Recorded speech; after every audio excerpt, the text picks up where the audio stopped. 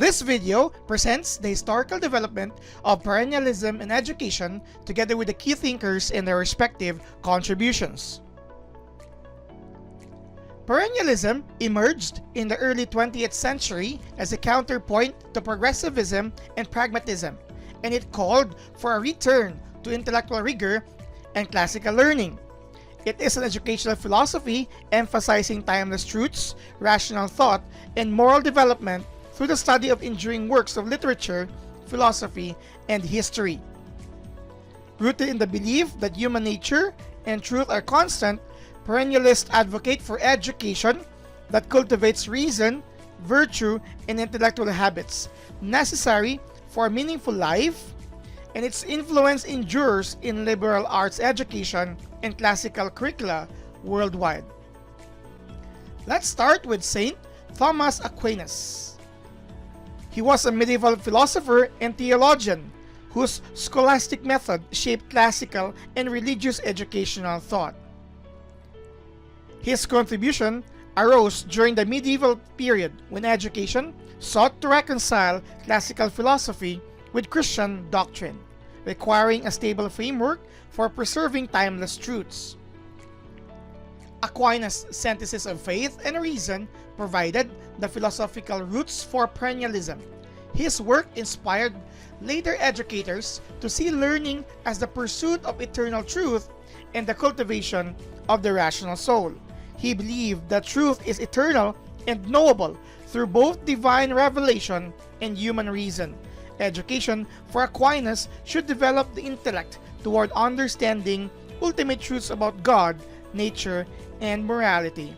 For him, education is a moral and intellectual journey that leads learners from sensory experience to rational understanding and spiritual wisdom.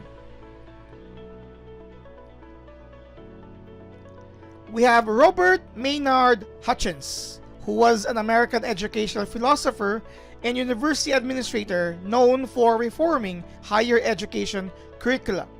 He worked during an era of increasing vocationalism and pragmatic education, which diminished the emphasis on classical learning and intellectual permanence. Hutchins reintroduced classical humanism into modern education, grounding it in critical thought and moral reflection.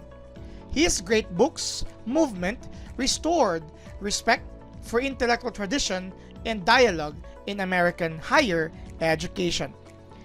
He maintained that education should be directed toward understanding the enduring ideas and not transient facts. For Hutchins, education must emphasize philosophy, literature, and the liberal arts to train the intellect and develop moral judgment. Another American philosopher, Mortimer Adler, who was closely associated with the Great Books movement. His ideas emerged in response to growing curricular fragmentation and educational relativism in the mid-20th century. Adler systematized perennialist philosophy and made it accessible to both educators and the general public. His advocacy for lifelong learning and the Great Conversation shaped liberal education curricula worldwide. He believed that education should introduce students to the fundamental ideas that have shaped human civilization. Adler's approach called for reading and discussing the classics through rigorous intellectual dialogue. Students, regardless of background, deserve access to the same rich content of Western thought to develop reason and moral awareness. The next one is Jacques Maritain, a French philosopher and Thomistic scholar whose work influenced educational and humanistic thought. He wrote during a period of secularization and ideological conflict that challenged absolute moral and educational values. Maritain broadened perennialism by integrating faith, reason, and human dignity within education. His philosophy influenced Catholic and humanist education, inspiring models that emphasize moral purpose and intellectual freedom. He believed education must respect the unity of the human person, which includes intellectual, moral, and spiritual dimensions. For Mayor Tan, education should form the whole person, should include the mind, conscience, and spirit toward moral and intellectual maturity.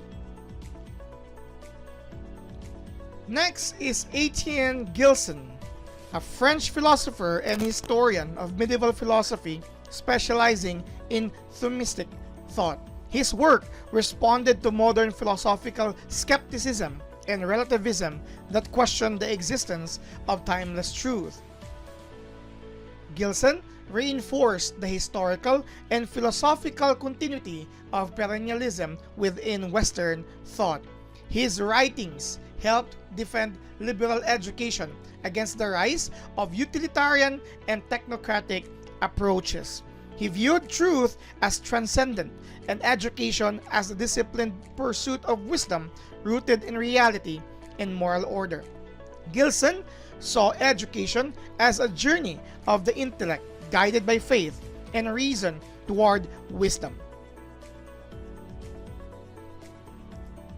The present continuing influence of perennialism is focused on the persistence in the continued advocacy for classical education, liberal arts, curricula, and the study of enduring works. Many universities and secondary schools maintain great books program emphasizing intellectual training and moral reasoning. The philosophy's stress on timeless truths and rational thought also informs modern debates on academic excellence and cultural heritage in education. Perennialism stands as a call to return to wisdom that transcends time and circumstance. From Aquinas' synthesis of reason and faith to Adler's great conversation, perennialist thinkers have reminded education to focus on truth, virtue, and intellectual discipline. The perennialist tradition reminds us that education is not merely preparation for life, but the continuous pursuit of what is eternally true and good. This has been the historical development of perennialism in education. For more helpful videos in related education courses, you may subscribe to this channel. Thank you in advance.